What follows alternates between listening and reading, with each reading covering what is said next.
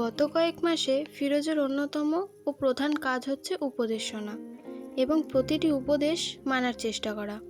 পত্রিকায় বিজ্ঞাপন দিয়েছে, শুরুতে প্রতিদিন, তারপর সপ্তাহে একদিন, তারপর একটি পত্রিকায় প্রতি 15 দিনে একবার। শুধু বিদেশি পত্রিকায় না, একজনের উপদেশ শুনে কলকাতার আনন্দবাজার এবং স্টেটমেনেও বিজ্ঞাপন দিয়েছে। আরেকজনের উপদেশ শুনে জাতিসংঘের মিসিং পারসন ব্যুরোতে $20 খরচ করে নাম এন্ট্রি করিয়েছে। এরা যুদ্ধবিধ্বস্ত অঞ্চল এবং শরণার্থী মিসিং পারসনের তালিকা তৈরি করে। একজন ফিরোজকে বলল ফিসফিসানি গলায়, পাসপোর্ট অফিসে খোঁজ নাও, তোমার ভাই রিসেন্টলি কোনো পাসপোর্ট করিয়েছে কিনা।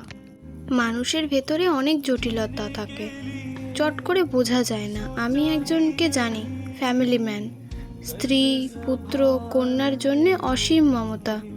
হঠাৎ সে মিসিং পারসন হয়ে গেল। পাসপোর্ট অফিসে খোঁজ নিয়ে জানা গেল সে পাসপোর্ট করিয়েছে। সেই পাসপোর্টের সূত্র ধরে জানা গেল সে চলে গেছে অস্ট্রেলিয়ায়। খুব পাকাপাকিভাবে গিয়েছে, ইমিগ্রেশন নিয়ে। অন্য একটা মেয়েকে বউ হিসেবে নিয়ে গেছে। কাজেই আমার মতে মনে হয় পাসপোর্ট অফিসে খোঁজ নেওয়া খুবই জরুরি।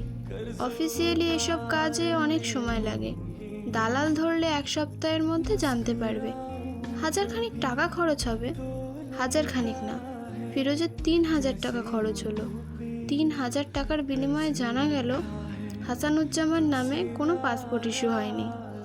একজন গম্ভীর মুখে বলল, মেডিকেল কলেজগুলির ছাত্রছাত্রীদের জন্য ডেড বডি কেনা হয়, আপনি জানেন? সাধারণত কেনা হয় বেওয়ারিশ লাশ। বেওয়ারিশ লাশের একটা ভালো মার্কেট আছে বাংলাদেশে।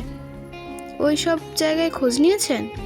খোঁজ নিতে হবে গোপনে, ডোমেদের মাধ্যমে। এইসব বিজনেসে অনেক হুঁশাস ব্যাপার আছে। হুঁশাস ব্যাপার মানে? ফিশি ব্যাপার। আমার এক দূর সম্পর্কের রিলেটিভ, সম্পর্কের চাচা, তার বড় ছেলে হঠাৎ হারিয়ে গেল। ওদের টাকা পয়সার কোনো অভাব ছিল না, বিরাট ক্ষমতাবান। এরা প্রায় তোলপাড় করে ফেলল, যাকে বলে কম্বিং অপারেশন। শেষে ছেলেটার ডেড বডি কোথায় পাওয়া গেল জানেন? কোথায়? মেডিকেল কলেজের ডিসেকশন রুমে। ছাত্রছাত্রীরা ডেড বডি কাটাকুটি করছে। লিভার এক জায়গায়, কিডনি আর এক জায়গায়, হার্ট আর এক গামলায়। কাজে খোঁজ খবর যখন নিচ্ছেন ভালো মতো করেন। Leave no stone unturned. Firoz এখন ক্লান্ত এবং বিরক্ত। বিরক্তটা কার ওপর সে জানে না, সম্ভবত তার ভাইয়ের ওপর। মানুষটা হারিয়ে গিয়ে সবচেয়ে বড় বিপদে তাকে ফেলে দিয়ে গেছে। দুপুর 2টায় খিদে পেটে পৃথিবীর সবচেয়ে বোরিং মানুষটার সামনে তাকে হাসি মুখে বসে থেকে পরকাল, ইএসপি, ক্লেরভয়েন্স, এস্ট্রেল, প্রজেকশন সম্পর্কে গল্প শুনতে হচ্ছে। কোনো মানে হয়? কোনো মানে হয় না। ফিরোজের এখন ইচ্ছে করে নিজেরই নিরুদ্দেশ হয়ে যেতে। এক সকালবেলা ঘুম থেকে উঠে চা খাবে, চায়ের সঙ্গে সিগারেট, তারপর ভালো একটা পায়জামা পাঞ্জাবি পরে হাসি মুখে ঘর থেকে বের হওয়া, আর ফিরে না আসা। রাকিব সাহেব বাসায় ছিলেন। একটা বাচ্চা ছেলে এসে বলল, আব্বুর জ্বর, শুয়ে আছে। ফিরোজ বলল, আমি কি চলে যাব? ছেলেটি বলল, আপনাকে বসতে বলেছে। রাকিব সাহেব 1 ঘন্টা পর গায়ে একটা চাদর জড়িয়ে উপস্থিত হলেন। ফিরোজ উঠে দাঁড়িয়ে বিনয়ের সঙ্গে বলল, আপনার নাকি জ্বর? রাকিব সাহেব বললেন, শরীরটা একটু খারাপ যাচ্ছে, পরপর কয়েকদিন রাত জাগলাম। বয়স হয়েছে, আগের মতো রাত জাগতে পারি না।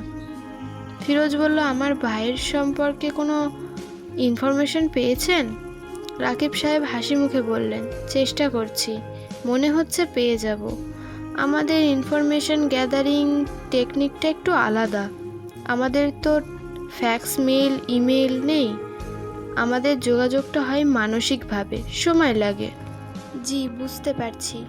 না, বুঝতে পারছেন না, বোঝাটা তো সহজ না। একটা ঘটনা বলি, শুনুন। ঘটনা শুনলে আমাদের যোগাযোগ পদ্ধতিটা সম্পর্কে আপনার ধারণা হবে।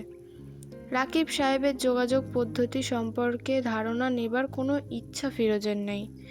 সে এখন পুরোপুরি নিশ্চিত পুরো ব্যাপারটাই ভাওতাবাজি।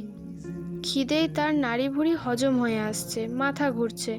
তার উচিত এই বাড়ি থেকে বের হয়েই সোজা কোনো রেস্টুরেন্টে ঢুকে গরুর ভুনা মাংস এবং গরম গরম পরোটা অর্ডার দেওয়া। হ্যালো এভরিওয়ান, আমি বর্ষা। আমি আপনাদের অপেক্ষা গল্পের ৮তম পর্ব পড়ে শোনাচ্ছি। আমার কণ্ঠে গল্পটি ভালো লাগলে লাইক, কমেন্ট, শেয়ার করবেন, ফলো এবং সাবস্ক্রাইব করে পাশে থাকবেন। Bye bye.